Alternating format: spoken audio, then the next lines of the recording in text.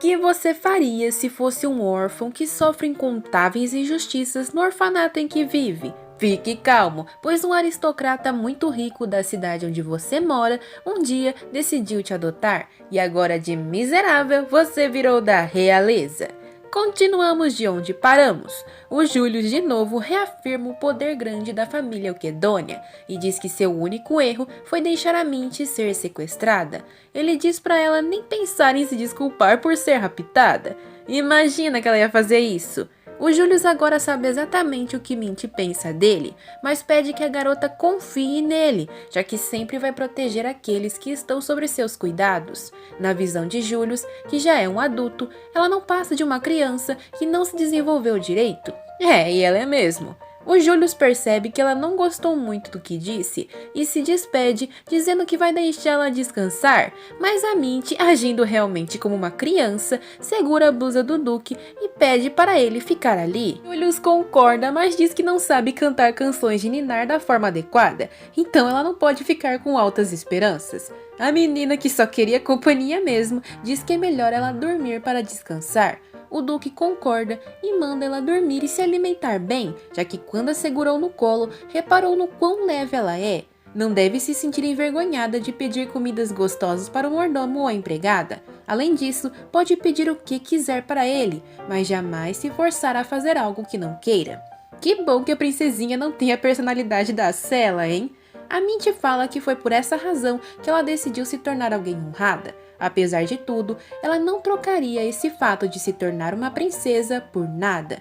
Vemos algumas cenas confusas novamente, da Minty versão feiticeira enfrentando novamente com os olhos mortos o Július armado. Isso aqui ainda precisa ser explicado, hein? Mas a Minty já está ressonando baixinho. O Július coloca sua mão quente sobre sua testa e, ouvindo o barulho da própria respiração calma, acompanhada de seu cavalheiro, a pequena Minty adormece profundamente. No dia seguinte, a princesinha vai até o quarto, onde Yuri está se recuperando. E meu Deus, que dó dele! Todo lascado e machucado, ele cumprimenta a senhorita, que imediatamente começa a se desculpar por tudo o que aconteceu e colocar a culpa em si mesma. Ela praticamente força o menino a se deitar, e o Yuri diz que foi uma honra protegê-la. Mas apesar disso, os dois ainda são crianças, ambos mais fracos que o Duque. Por esse motivo, Yuri diz que quer se tornar logo um adulto para salvar a menina, mesmo quando Julius não estiver por perto. A Minty fala que ele é o servo da Sela, e então se questiona do porquê ela o deixou em sua posse. O Yuri, sem papas na língua, fala que a Ruivinha não importa e que Minty é a única que ele quer defender, já que ela foi a primeira senhorita a tratá-lo bem. Então podemos ser amigos? Não. É um balde de água fria na cabeça da menina, mas o Yuri diz que está feliz por ela lhe considerar um amigo. A Minty agarra sua mão e pergunta tremendo, porém animada, se para ele estaria tudo bem ficar ali com ela no palácio. Ele diz gostar da ideia, então ela o convida para viver ali, já que não quer que ninguém, nem mesmo a Sela, o maltrate novamente. A menina não escuta a resposta do Yuri e já dá aquilo por decidido, já que tem a permissão do Duque para fazer aquilo que gosta, e não vai deixá-lo sair dali nunca mais. Mais tarde, o Július em seu escritório escuta uns barulhinhos perto da porta e se dá conta de que é hora do jantar. Ele diz que da próxima vez ela pode pedir uma comida que gostar sem hesitar e ri da Minty determinada parada diante da porta, achando ela uma criança divertida. Mal sabe ele que nem é o cardápio da janta que ela vai pedir. A Minty grita animada que quer viver junto de Yuri e a pouca alegria que tinha na cara do Júlio some na hora. Ela percebe o choque do Duque e diz que não é nada romântico, ela apenas quer deixar ele viver ali. O Július manda ela se sentar e comer algumas guloseimas. A garota obedece e assim que começa a atacar os doces, o Duque pergunta se ela gosta realmente tanto assim do Yuri. Minty fala a vermelha que gosta dele, mas não naquele sentido. Afinal, ele a protegeu na carruagem e mesmo durante o sequestro, ela ainda continuou sendo protegida pelo garoto. Ela precisa agradecer ele de alguma forma, mas se Yuri retornar a Debellion, voltará a ser humilhado.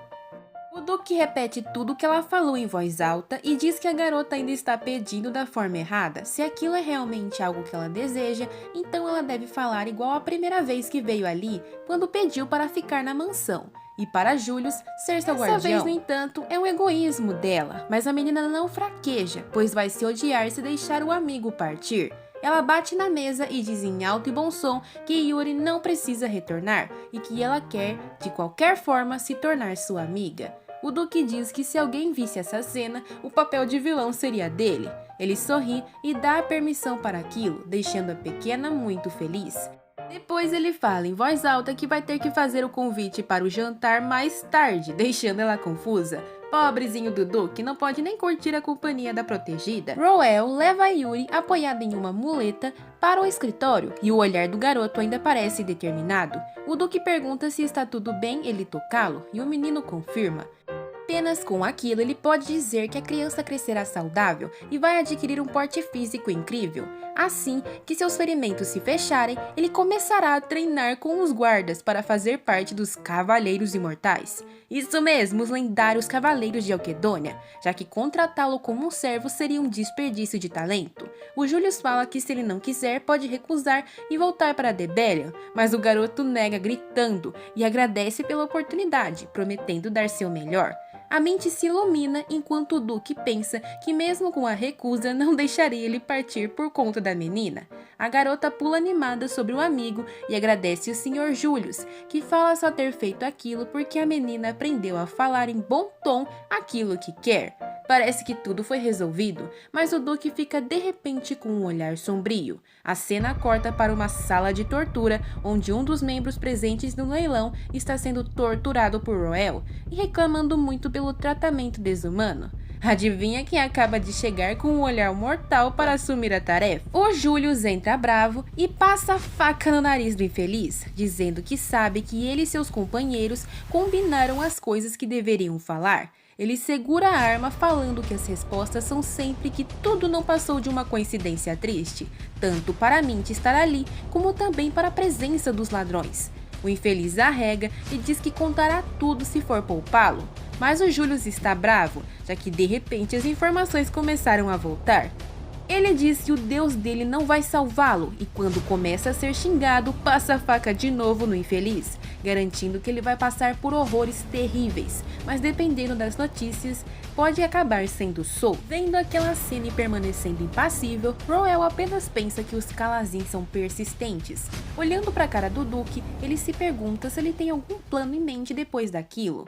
De volta ao palácio, o pai da Sela conversou com o Duque e por meio de Kirin e Roel chega aos ouvidos da Mint que o Yuri está oficialmente morando no palácio. Enquanto a menina comemora, o pai da Ruivinha tá chocado, já que Julius ordenou que troque todos os empregados da sua mansão, já que não consegue identificar os infiltrados.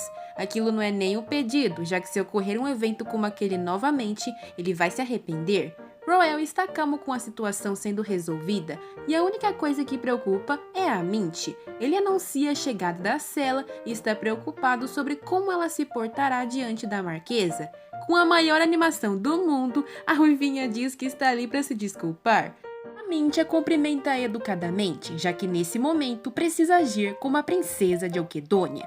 A Sela deixa claro que não sabe por que está ali falando com ela, já que não foi sua culpa elas terem sido sequestradas. A princesa fala que foi ela quem perguntou se deveriam ir à rua afastada, mas a Sela rebate, dizendo que Mint aceitou ir, então é culpa dela. Chegou aos ouvidos da princesinha que pessoas que visitam ruas daquele tipo são de casta baixa. Evidentemente, a Sela queria mostrar pra Mint que aquele era o lugar dela e humilhá-la. A Sela continua dizendo que se machucou, ambas passaram pelas mesmas coisas e ela ainda espera um pedido de desculpas. A Mint olha pra cara dela séria e diz que quase capotou. A Sela fica séria e manda ela parar de colocar a culpa daquilo nela, dizendo que está desapontada, afinal ela tratou bem e agora está sendo apunhalada pelas costas. Ela grita que Mint quer jogar a culpa nela e roubar seu servo. Mint está confusa e a Sela continua dizendo que a princesa só quer que ela assista seu servo favorito ser levado embora. Ela acusa de espalhar fofocas para o Grão-Duque e adverte que não vai liberar Yuri de sua posse, apesar de todos os seus funcionários terem sido despedidos. A Sela diz que Yuri é seu, mas a Mint deixa claro que ele não merece ser tratado como um objeto. Mint fala que a culpa não é toda de Acela. Inclusive, o Yuri estava infeliz vivendo em sua mão, então a duquesinha não vai voltar atrás em sua decisão.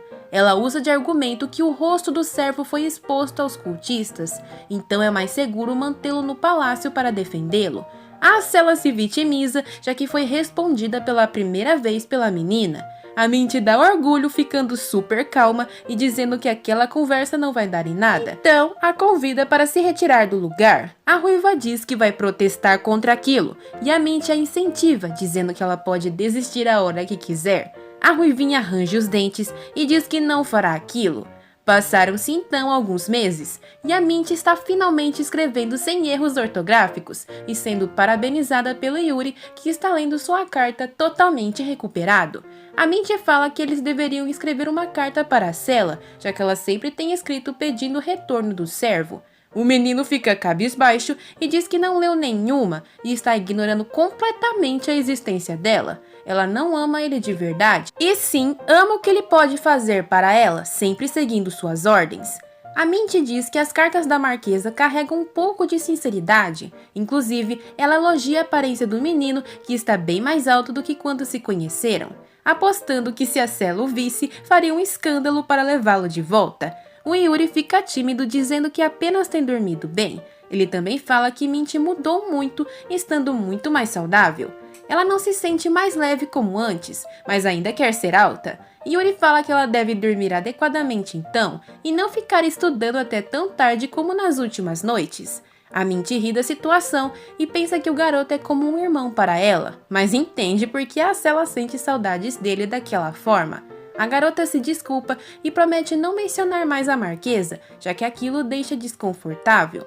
Nisso, o Roel chama a garota que está sendo requisitada na presença do Duque, e enquanto sai, Mint pede para que Yuri responda sua carta de treino quando puder. Depois que ela sai, o menino murmura que só poderá colocar seus sentimentos numa carta para ela quando tiver poder suficiente para isso. O Roel escutou sobre o assunto das cartas e diz que aquilo são cartas de amor trocadas entre os nobres e pessoas de status inferior. A Acela realmente teve coragem de fazer isso para um servo. Todavia, é evidente que o Yuri não tem o menor interesse naquilo.